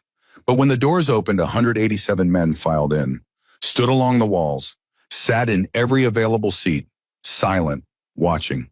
State Senator Warren Pierce, the man who'd taken $47,000 from Apex, tried to adjourn the meeting early. The committee chair refused. These citizens have a right to observe their government. Pierce looked at the gallery, saw the leather vests, saw the silent men, saw Ironside standing in the front row. The hearing proceeded. Grace sat in the front row beside Ironside. She'd never been to the Capitol before. Never imagined she'd be here surrounded by bikers watching politicians squirm. Senator Pierce kept glancing at her, at the gallery, at the door like he was calculating escape routes. The committee discussed medical debt reform proposals, weak proposals, compromises that wouldn't change anything. Pierce spoke in favor of maintaining current collection practices. "We can't interfere with legitimate business operations." Ironside raised his hand. The committee chair looked surprised. "Yes, do you have a question?" "I do. Senator Pierce, how much money did you receive from Apex Collections in 20... Pierce's face went red. "That's public record. Campaign contributions are legal." $47,000, is that correct? Yes. And you wrote the law that allows medical debt collectors to bypass bankruptcy protections. Is that also correct? I championed legislation that clarifies priority debt classifications. That's different from, did you or did you not receive $47,000 from the company that benefited most from that law? Pierce looked at the committee chair. I don't have to answer hostile questions from the gallery. The chair looked uncomfortable. Senator Pierce, this is a public hearing. The question seems relevant to the discussion. Pierce gathered his papers. I have another meeting. I'm leaving. He stood, walked toward the door, had to pass directly in front of the gallery. 187 men watched him leave, silent, judging. Pierce walked faster. That evening, Ironside returned to the clubhouse. Grace was waiting with Ghost and Numbers. They'd been reviewing evidence all afternoon. We've got a problem, Numbers said. Grace's case is solid. Hospital fraud, predatory collections, everything's documented. But proving systematic targeting of all 48 victims is harder. We need more emails, more internal communications, more proof that Sterling specifically chose young healthcare workers. Can we get it? Ironside asked. Maybe. Ghost has contacts in the legal system. If the AG subpoenas Apex's full database, we might find patterns. But it'll take time. Grace spoke up. What about the other victims? Can we contact them directly? Ghost looked at her. We found names for 32 of the 48, but reaching out is complicated. Some might not want to talk. Some might still be in hiding. Some might be... He didn't finish the sentence, but Grace understood. Some might be dead. I want to try, Grace said. I met 4 of them at the shelter. Sarah, Amy, Jennifer, and one woman who didn't give her name. If I can find them, if they'll talk to me, maybe we can build a stronger case. It's going to be hard, Compass said, asking people to relive trauma. I know, but if I don't try, they're still out there, still being hunted, still dying slowly. Ironside nodded. Okay, Ghost, give Grace the list. Let her make contact. We'll support however she needs. Over the next week, Grace became an investigator. She started with the women she'd met at St. Margaret's shelter. Sarah had given her a phone number once. Grace called it. Disconnected. She tried Amy. Same result. Jennifer's number worked. But when Grace explained who she was, Jennifer hung up. The unnamed woman, the older nurse, Grace had no way to contact. She expanded her search, used social media, found 3 more victims, sent careful messages. I'm Grace Holloway. I was targeted by Apex Collections. I'm working with investigators. If you want to talk, I'm here. 2 didn't respond. 1 responded with a single word, no. By Friday, Grace had contacted 17 of the 48 victims. 3 agreed to talk. 14 refused or didn't respond. She sat in Ironside's office, frustrated. They don't trust me. They think I'm working for Apex, or they're too scared, or they just want to forget. Can't blame them, Ironside said. You tried to forget too. But I didn't, and now I'm fighting. Why won't they fight with me? Because you got lucky. Wyatt found you. We helped you. Most people don't get that. They fight alone until they can't fight anymore. Then they just survive, or they don't. Grace felt tears stinging. So what do? We keep fighting. For the 3 who said yes, for the 45 who said no, for every single person Sterling destroyed. We don't need all of them to speak. We just need enough evidence to prove the pattern. The break came on Saturday. Ghost contact in the Attorney General's office called. The AG had subpoenaed Apex's internal database. The company had 48 hours to comply. Once we have those files, Ghost said, we'll see everything. Every email Sterling sent, every targeting parameter, every victim profile. Numbers was already preparing his analysis tools. I can map the whole operation, show exactly how they selected victims, how much they collected, how much profit they made from each life they destroyed. Sunday afternoon, Grace received a phone call from a blocked number. Is this Grace Holloway? Yes. Who is this? My name is Sarah Reeves. We met at St. Margaret's shelter. November, I think. You gave your bed to a woman with a baby. Grace's heart jumped. Sarah? Yes. I remember. How did you get this number? Maggie Flynn gave it to me, said you were looking for people who'd been targeted by Apex Collections. I am. We're building a case, trying to expose what they did. Sarah's laugh was bitter. They're still doing it. I'm still homeless, still being garnished, still trapped. Not for long. We've got evidence, emails, financial records, proof that Sterling systematically targeted young nurses. We're taking it to the Attorney General. We're going to fight. Silence on the other end. Then, I can't testify. I can't put my face out there. They'll come after me harder. You don't have to testify. Just tell me your story. Let us document it. Anonymous if you want, but we need to show this happened to more than just me. Another long silence. Okay, I'll talk, but not on the phone. Can we meet? Yes. Where are you? Chicago. I'm staying at a different shelter now, St. Anthony's on Ashland. I can be there tomorrow. Afternoon. Okay, thank you, Grace, for trying. They hung up. Grace felt something like hope building in her chest. One voice, then maybe two, then three, until the silence broke and the truth came flooding out. Monday morning, Grace and Compass drove to St. Anthony's shelter. Sarah was waiting in the common room, 25 years old, thin but not skeletal like Grace had been, short brown hair, exhausted eyes. They sat in a quiet corner. Compass had a recorder. Grace just had her presence. Tell us what happened, Grace said gently. Sarah's story was nearly identical to Grace's. Hit by an uninsured driver during a job transition, massive medical bills, debts sold to Apex, wage garnishment, lost at everything, homeless for 9 months. The worst part, Sarah said, is knowing I did everything right, nursing school, good grades, job offer. I was 4 days away from insurance coverage. 4 days. And that's all it took to destroy my entire life. Did you ever meet Mitchell Sterling? No, but I know his name. It's on every letter, every threat. Every time they tell me I'll never escape this debt. Did debt collectors ever harass you in person? Twice. Once at the hospital where I worked. Once at the shelter. They found me both times. Told me they'd follow me forever. That I'd never be free.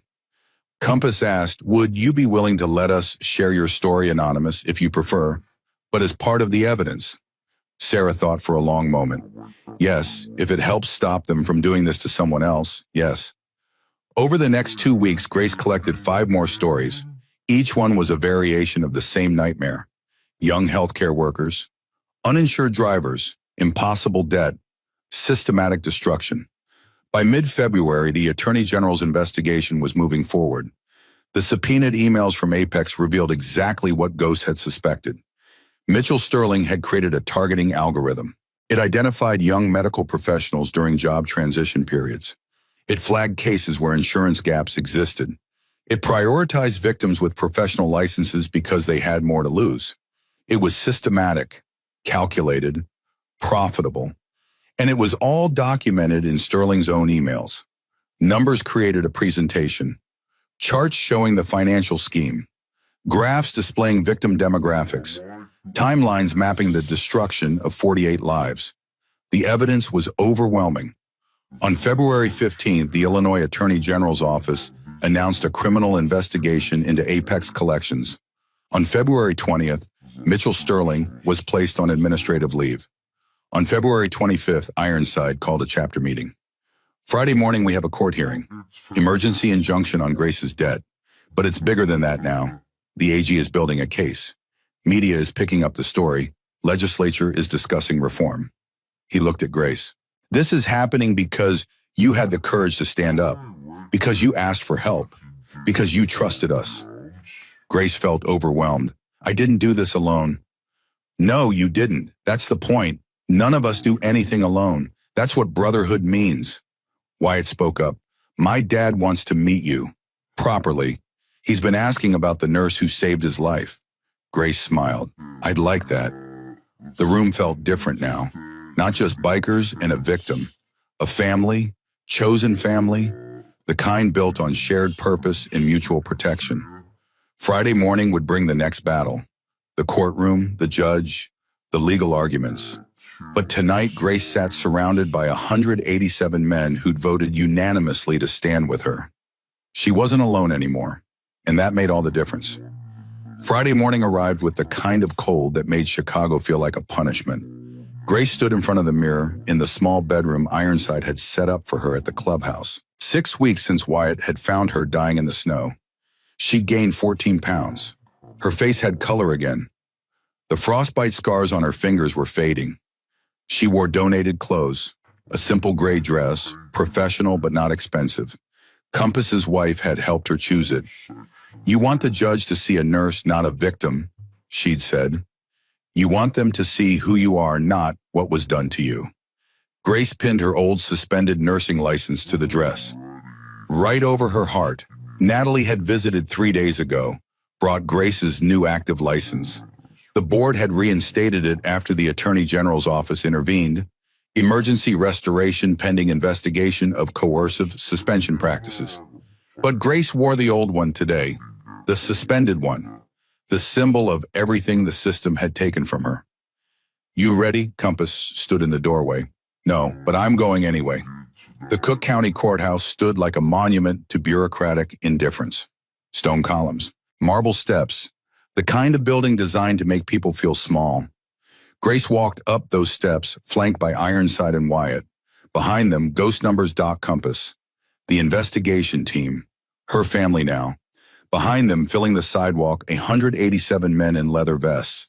They'd come from across Illinois and Michigan, taken time off work, ridden through freezing weather, all to stand with one 22-year-old nurse. They didn't enter the courthouse. That was the agreement. Only immediate witnesses and legal team inside. But they stood on those steps, silent, present, a visual reminder that Grace wasn't fighting alone. Reporters crowded the sidewalk, cameras, microphones, questions shouted over each other. "Grace, is it true you were homeless for almost a year?" "Grace, how do you respond to Apex's claims that their collection practices were legal?" "Grace, what do you want people to know?" Ironside stepped forward, blocked Grace from the cameras.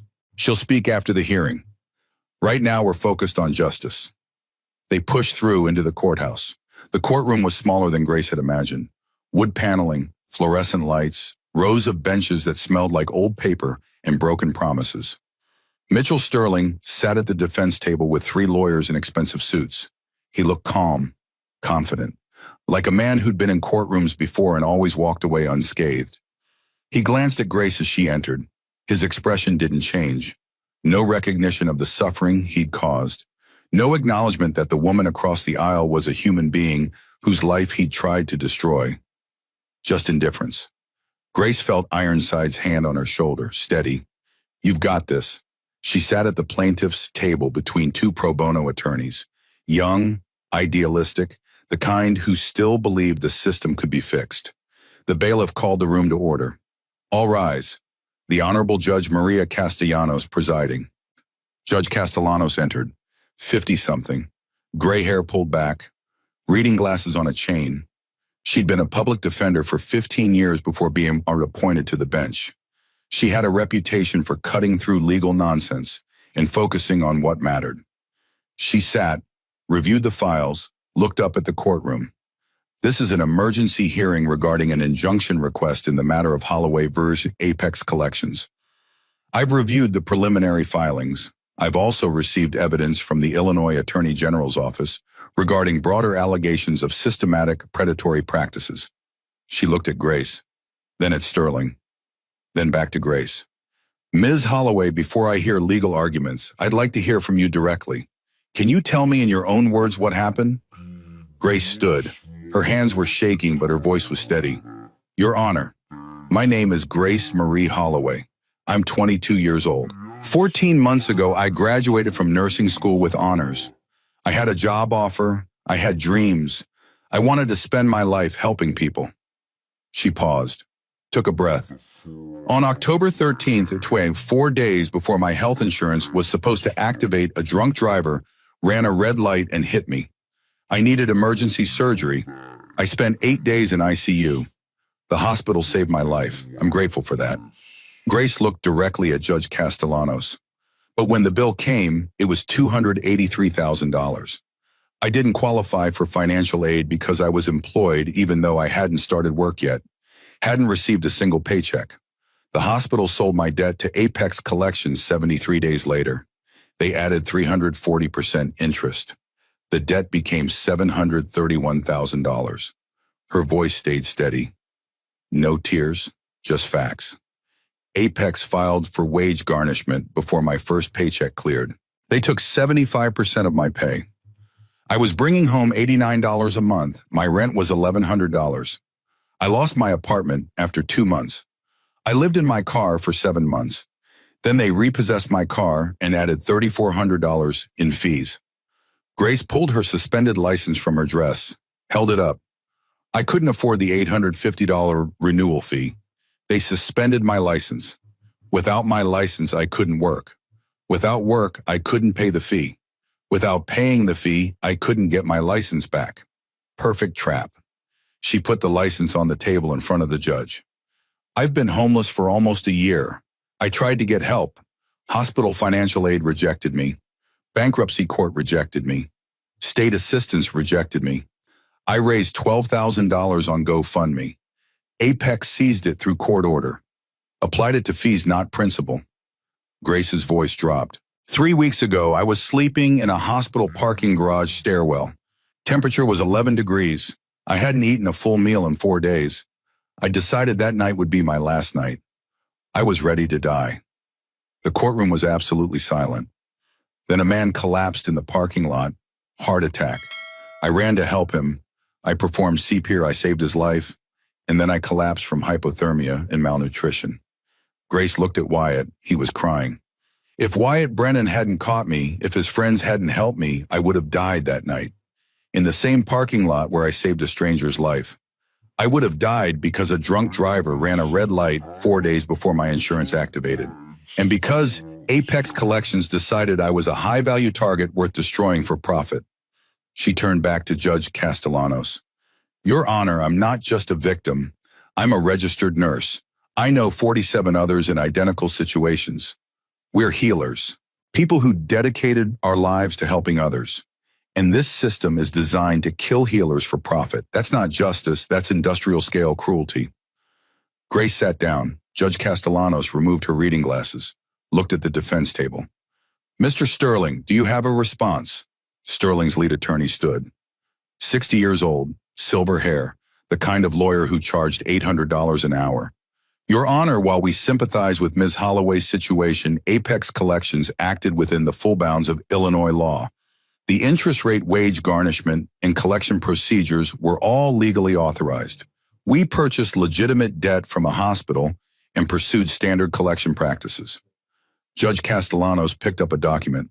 I'm looking at an email here from Mr. Sterling to his collection team, dated 1 week after Ms. Holloway's accident. Quote, Holloway G, high-value target, recent RN grad, clean credit prior, she'll pay, prioritize. End quote. She looked at Sterling. Mr. Sterling, did you write this email? The attorney started to respond, but the judge cut him off. I'm asking Mr. Sterling directly. Sterling stood, adjusted his tie. Yes, Your Honor. That email reflects our assessment of the case's collectability, standard business practice. You targeted her specifically because she was a licensed professional. We prioritize cases with higher likelihood of payment. That's standard risk assessment.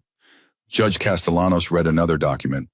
Here's another email, quote, insurance gap confirmed, she's undefended, file garnishment immediately upon sale completion.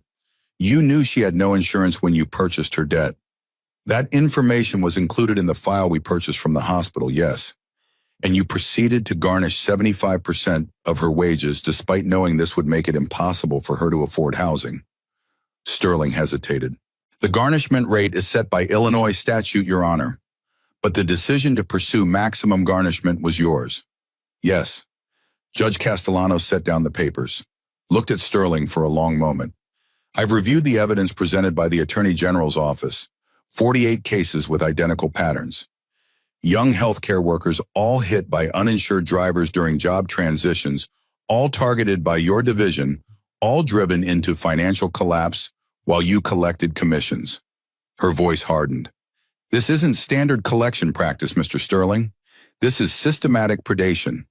You created an algorithm to identify and destroy vulnerable people for profit. She turned to Grace. Ms. Holloway, the emergency injunction is granted. All collection activity on your account is frozen pending completion of the fraud investigation. Apex Collections is prohibited from contacting you or garnishing any future wages. Grace felt something break open in her chest. Relief, vindication, the smallest taste of justice. Furthermore, Judge Castellanos continued, I'm ordering Apex to provide the court with complete files on all 48 cases identified by the Attorney General within 10 business days. If the fraud allegations are substantiated, this court will consider sanctions including debt forgiveness and punitive damages. She looked at Sterling. Mr. Sterling, you may want to consult with your legal team about your personal liability in this matter. This court finds preliminary evidence of intentional infliction of emotional distress, fraud, and conspiracy to commit financial exploitation. The gavel came down. Court adjourned. Grace walked out of that courthouse with Ironside on one side and Wyatt on the other. The February sun was bright and cold and clean. She stopped on the steps, closed her eyes, felt the light on her face. The 187 bikers erupted in cheers, fists in the air, engines revving, a sound like thunder rolling across the city. Reporters surged forward, questions flying. Grace opened her eyes, looked at the cameras, and spoke. My name is Grace Holloway. I'm 22 years old. I'm a registered nurse. For almost a year, the medical debt system tried to kill me. It failed, because when I had nothing left, strangers helped me.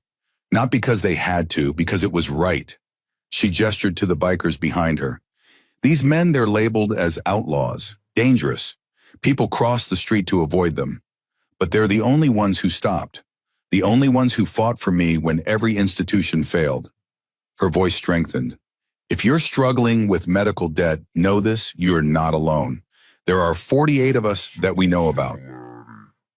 Probably hundreds more we haven't found yet. And we're fighting back. We're exposing this system. We're changing the laws that allow companies like Apex to destroy lives for profit. Grace held up her suspended license. This is what they took from me. My ability to heal people. My purpose. But they didn't break me. And they won't break the others. We're healers. We're fighters. And we're not stopping until this system changes. The crowd erupted again. But Grace was done talking. She walked down the steps into the embrace of her chosen family. That evening, the story went viral. Chicago Tribune headline, Homeless Nurse Exposes $47 million Medical Debt Scheme. Local news ran her courthouse statement on loop. National outlets picked it up by midnight. But Grace wasn't watching the news. She was sitting in Ironside's office with an envelope in her hands. The settlement offer had arrived that afternoon, hand-delivered by a Mercy Heights attorney. Complete forgiveness of all debt, $100,000 in compensation, a formal apology from the hospital board, one condition, non-disclosure agreement. Grace couldn't talk about what happened, couldn't testify in other cases, couldn't help the other 47 victims. Ironside sat across from her. It's your choice. Nobody will judge you either way. Grace looked at the numbers, $100,000, enough to restart her life. Pay off the few debts she'd accumulated, help her mother, get her own apartment, build something stable. She thought about her mother, Eleanor, 67 years old, working herself to exhaustion as a seamstress. Grace had finally called her 2 weeks ago, told her everything. Eleanor had cried. Then she'd said, I'm proud of you, sweetheart, for surviving, for fighting. Whatever you decide, I'm proud. Grace looked at the envelope, then at Ironside. If I take this, the other 47 women are still trapped, still being hunted, still dying slowly. Yes. And Apex keeps operating. Sterling keeps collecting. The system stays the same. Probably is. Grace stood, walked to the window, looked out at the Detroit skyline. She thought about Sarah, about Amy and Jennifer, about the unnamed older nurse she'd met at the shelter, about the 43 victims who hadn't responded to her messages because they were too scared or too broken or too dead. She thought about the next 22-year-old nursing student who would graduate with dreams of helping people only to have one accident destroy everything. Grace turned back to Ironside, pushed the envelope across his desk. Tell them no. We fight. Ironside picked up the envelope. You sure? My mother taught me some things matter more than money. Justice matters more. Protecting others matters more. If I take this settlement and stay silent, I'm as bad as the people who created this system. It's going to be a long fight. Months, maybe years. I know, but I'm not fighting alone anymore, and that makes all the difference. Ironside smiled, torn the envelope in half. Then let's finish what we started. May brought the first major legislative victory. The Medical Debt Fairness Act was introduced to the Illinois General Assembly on May 1st. Comprehensive reform, everything Grace in the chapter had been fighting for. Medical debt interest capped at 6%, down from 340%. Hospitals required to bill uninsured patients at the same rate as insured patients. No more price gouging vulnerable people. Professional licenses cannot be suspended for debt unrelated to professional conduct. No more catch-22 traps. Wage garnishment for medical debt limited to 15% of income, down from 75%. Mandatory charity care programs for patients earning below 400% of federal poverty line.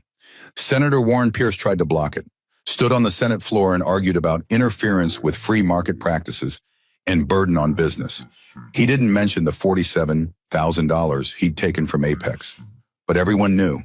The vote was scheduled for May 15th. The day before 187 motorcycles rode to Springfield, parked outside the Capitol, and walked into the gallery. Grace walked with them. She'd been asked to testify before the committee. Ironside had helped her prepare, but standing at that podium looking at the assembled legislators, Grace forgot her prepared remarks. She just told the truth. My name is Grace Holloway. I'm 22 years old. I became a nurse because I wanted to heal people. The system nearly killed me for that choice. She wore her nursing scrubs, the old suspended license pinned to her chest.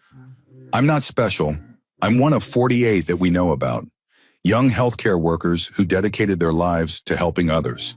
And the system you created, the laws you passed, the donors you accepted, turned us into profit centers. Commodities. Prey. Grace looked directly at Senator Pierce. If you don't pass this bill, we'll keep losing healers. Young people will stop choosing nursing and medicine because one accident, one moment of bad luck will destroy their entire lives. Is that the healthcare system you want, where the people trained to save lives are sacrificed to protect profit margins? The gallery was silent, every biker, every witness, every reporter. I almost died in a hospital parking lot while carrying credentials that said I was trained to save lives. That's not an accident. That's a system working exactly as it was designed, a system some of you helped build. Grace stepped back from the podium. Change it, please. So I'm the last one. The committee voted 30 minutes later, recommended passage, 23-4. The full Senate voted on May 16th, 94-12. The House passed it on May 23rd, 106-17. Governor signed it into law on June 1st. Grace stood beside the governor at the signing ceremony. He handed her the pen he'd used. You changed the law, Ironside said afterward. 23 years old and you changed the law. We changed it, Grace corrected. You, me, 187 brothers, 48 victims, everyone who believed this was wrong. She looked at the pen in her hand. That's how systems break. Together. The criminal investigation into Apex Collections concluded in July. Mitchell Sterling was charged with fraud, racketeering, and conspiracy to commit financial exploitation. 3 other Apex executives faced similar charges. Civil penalties, $12.8 million in fines. Mandatory restitution to all victims. Sterling was fired by Apex's board of directors on July 15th. His wife filed for divorce on July 22nd. The house in Naperville went up for sale in August. The Porsche disappeared from his driveway. By September, Mitchell Sterling was living in a 2-bedroom apartment in Aurora. His LinkedIn profile went dark. His corporate career was over. Ironside told Grace the news over coffee at the clubhouse. Grace was quiet for a long moment. Then, I'm not happy about it. Ironside raised an eyebrow. No, I wanted him to understand what he did, to feel remorse, to change, to become a better person. She stirred her coffee. But he didn't. He just lost everything the way I did. That's not justice, that's just revenge. Maybe, Ironside said, but it means he can't hurt anyone else. 48 women are safer because he's gone. That's something, Grace agreed quietly, but it's not enough. The system that allowed him to exist is still there. We changed Illinois law, but what about the other 49 states? What about the next Mitchell Sterling? One battle at a time, Ironside said. You can't save everyone. Maybe not, but I can try. By October 2025, Grace had been working at Detroit Medical Center's emergency department for 6 months. The job offer had come through Doc's connections. The ER director read Grace's transcripts, heard her story, and hired her immediately. We need nurses who understand what it means to fight for life, he'd said. You've proven you understand that better than most. The work was exactly what Grace had dreamed of. Hard, exhausting, meaningful. Every shift brought new challenges, new patients, new opportunities to heal. She'd gained back all the weight she'd lost. Her apartment was small but hers. She sent money to her mother every month, visited Evanston twice. Eleanor had met Wyatt and Ironside, cried when they told her how Grace had saved Raymond Brennan's life while dying herself. I raised you right, Eleanor had said. Even when you had nothing, you gave everything. Grace kept both her nursing licenses, the old suspended one and the new active one, framed them side by side on her apartment wall, a reminder of how far she'd fallen and how far she'd climbed. October 7th started like any other shift. Grace arrived at 7:00 a.m., got her assignment, 12 hours in the ER. She loved the chaos of it, the urgency, the way every decision mattered. At 7:15 a.m., the code bell rang. Trauma Bay 3, cardiac arrest, motorcycle accident, massive internal injuries. Grace grabbed the crash cart and ran. The patient was on the table. Mid-20s, male, multiple fractures, internal bleeding. His heart had stopped in the ambulance. Paramedics had been doing CPR for 8 minutes. Grace took over compressions, counted aloud. 30 compressions, 2 breaths, back to compressions. The attending physician called for medications. Epinephrine, amiodarone. The defibrillator charged. Grace stepped back. Clear. Shock delivered. Patient's body convulsed. Back to compressions. Grace's arms burned, but she kept going. 30 compressions, steady rhythm. This was what she was trained for. In the corner of the trauma bay, a man stood watching. Tall, leather vest, Ohio chapter patches. His face frozen in terror. Grace glanced at him, recognized the look.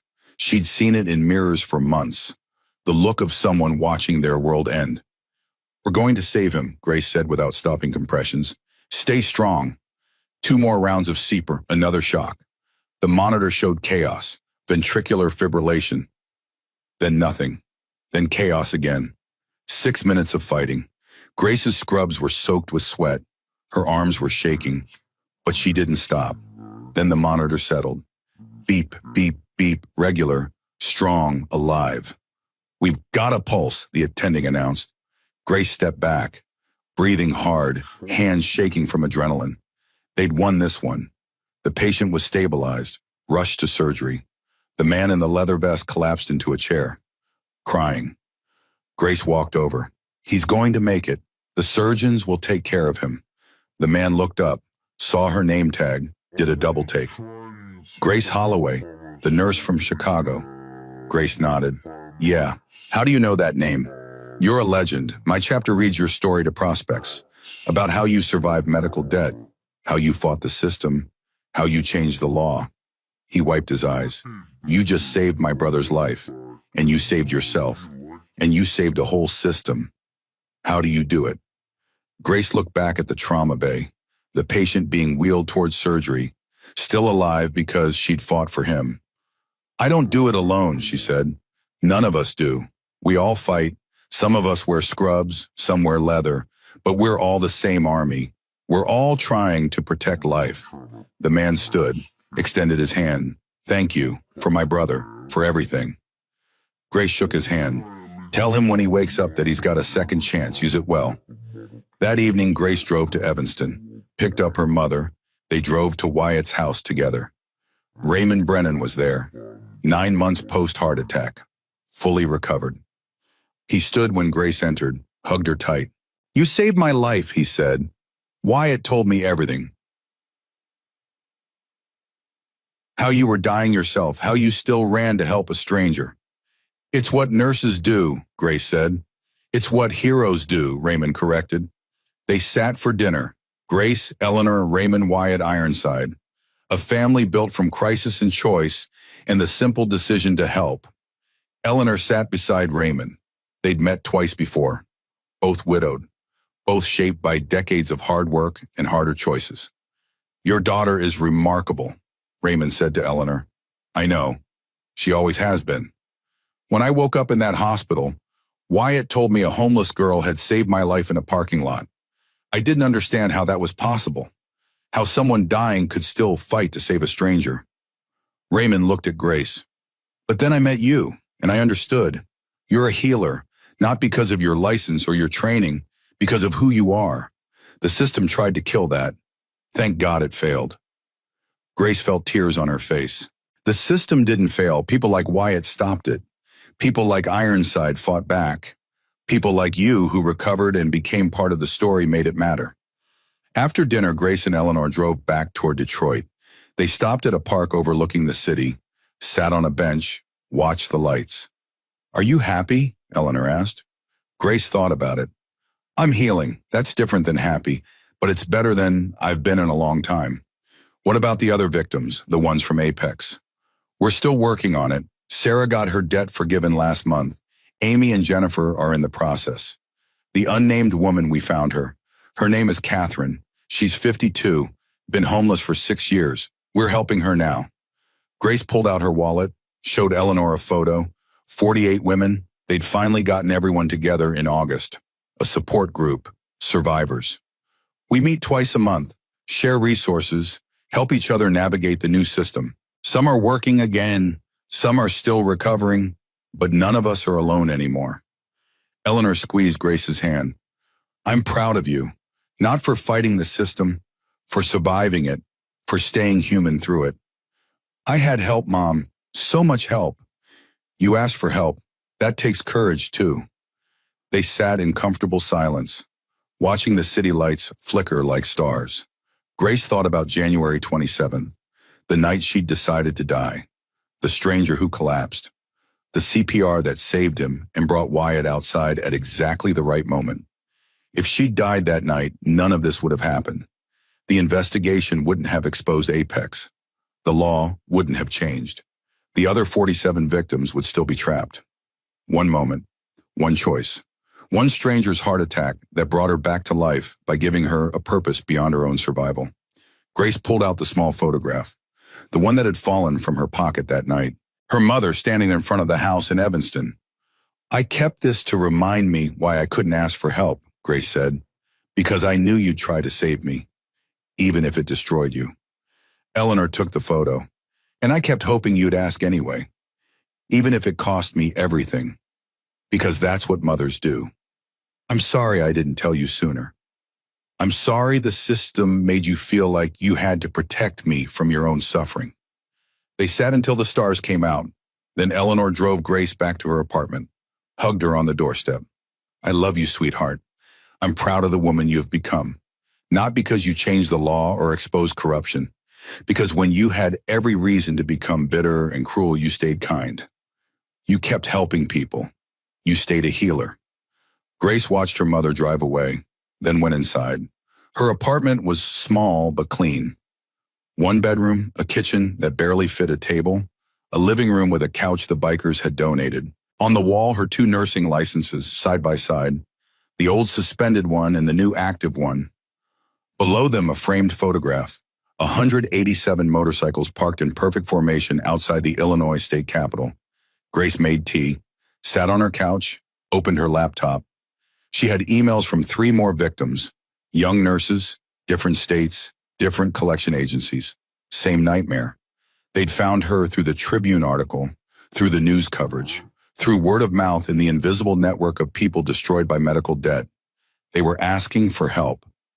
Grace started typing responses, connecting them with legal resources, support groups, the network she and the chapter had built, one battle at a time, one victim at a time, one law at a time. She couldn't save everyone, but she could trudge on. Around midnight, Grace's phone rang. Wyatt. Hey, you still up? Yeah, answering emails. What's up? Dad wanted me to call. He's organizing a fundraiser for medical debt relief. He's got the UAW involved. They're talking about creating a foundation. Help people caught in the same trap you were. Grace felt something warm spread through her chest. That's amazing. He said you inspired him. Said if a 22-year-old girl could change the law, a 78-year-old man could at least try to help the people still trapped under the old one. Tell him I'm in, whatever he needs. He figured you'd say that. Meeting's next Tuesday. Can you make it? I'll be there. They talked for a few more minutes, then Grace hung up, looked at the photo of the motorcycles on her wall. She thought about Frank Miller, the security guard who'd bought her coffee, Dr. Barrett, who'd tried to help, Maggie Flynn at the shelter, Natalie, her nursing school friend, who'd never stopped caring. She thought about the stranger in the parking lot whose heart attack had saved her life by bringing Wyatt outside at the exact moment she collapsed. She thought about Doc and Ghost and Numbers and Compass, about Ironside and his sister Caroline, about every person who'd chosen to help when helping was hard. Grace picked up the old suspended license from the wall, held it in her hands. This small piece of plastic had represented everything the system took from her, her ability to work, her purpose, her identity as a healer. But getting it back hadn't made her whole. Fighting for others had done that. Building a community of survivors had done that. Becoming part of something bigger than her own suffering had done that.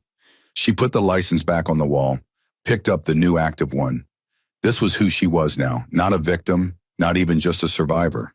A healer who'd been broken and put herself back together with the help of strangers who became family. Grace looked at her reflection in the dark window. 23 years old, 6 months back in her profession, a lifetime of fighting ahead. But she wasn't afraid anymore, because she'd learned the most important lesson, the one that had saved her life and changed everything. You don't have to fight alone. 3 months later, Grace stood in the ER break room reading the news on her phone. The Federal Medical Debt Protection Act had been introduced in Congress, modeled on Illinois law, sponsored by a representative from Michigan who had heard Grace's story. It would take years to pass. Maybe it wouldn't pass at all, but the conversation had started. The momentum was building. Her shift supervisor stuck her head in. Holloway, we've got incoming, multi-car pileup on I-94, all hands. Grace pocketed her phone, grabbed her stethoscope, ran toward the trauma bay. This was what she was trained for. This was who she was. Not the girl who'd almost died in a parking lot, not the victim of a broken system, not even the activist who'd changed the law. A nurse, a healer, someone who ran toward crisis instead of away from it. Someone who'd been saved by strangers on motorcycles and now spent every day trying to pay that forward. The ambulances arrived. Grace went to work, saving lives, one patient at a time, one moment at a time, one choice at a time. And when her shift ended 12 hours later, when she walked out of the hospital into the cold Detroit night, she wasn't alone. Wyatt was waiting in the parking lot, sitting on his Harley.